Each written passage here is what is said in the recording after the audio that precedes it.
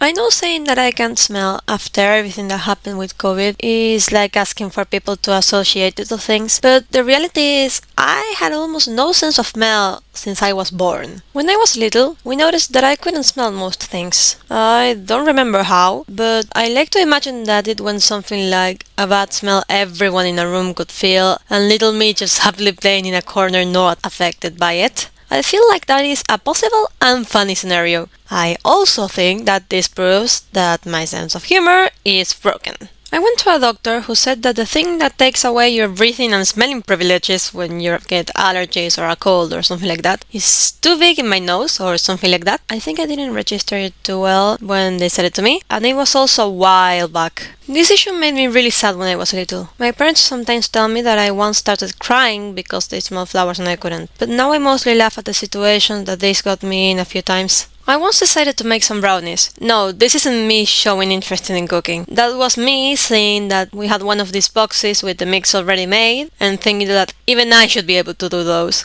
And that later I will have brownies, which was the most important part of the whole thing, because I believe in brownie supremacy. So I put the mix in one of these metal things to put in the oven. If you need proof of my lack of culinary knowledge, here it is. I don't even know how they're called. And I put this thing in the oven with the mix. I set the timer with the time the box said and sat on the table, not at the table, on the table of the kitchen to make math homework while I waited. Not long after, it became gradually more and more difficult to see and breathe in the room. It turns out the metal thing I used was too small and the brownies were now burnies. And since I couldn't smell them burning, I wouldn't have noticed if I hadn't noticed those other things. Years later, my parents decided that there was possibly something that could be done for me to be able to smell like most people. So they took me to the doctor again. In there we explained that I couldn't smell most things unless the smell was really strong, or if I put the thing making the smell right next to my nose. And the doctor made me take a smelling test.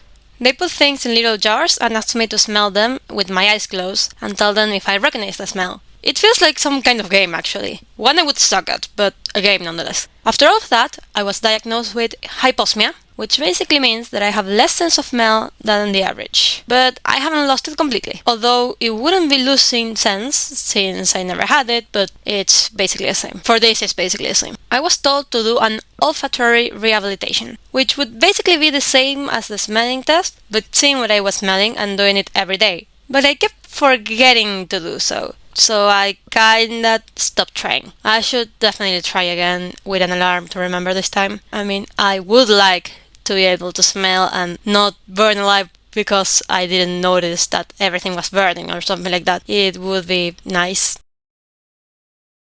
Well, this is a story that very few people will find relatable, if anyone finds it relatable. But I wanted to tell it. It's something that it's funny, it's something important that I feel was important growing up and in my life to this point, also in this point. And well, I hope you enjoyed the video, even if it's not something as relatable as maybe everything else I talked about and probably will talk about, but well, I hope you liked the video anyways. And if leaving a like in this video is not enough, you can leave a like on my Instagram, where the drawing that I'm making in the speed paint in the background is posted there. It's a fusion between a hermit crab and a fruit I didn't even knew existed, but a random generator told me, draw this, and I was like, alright, you said it. It's apparently called kiwano or something like that. It said horny melon, which I found hilarious. So there, that's the drawing. Well, I hope you enjoyed the video, and bye bye!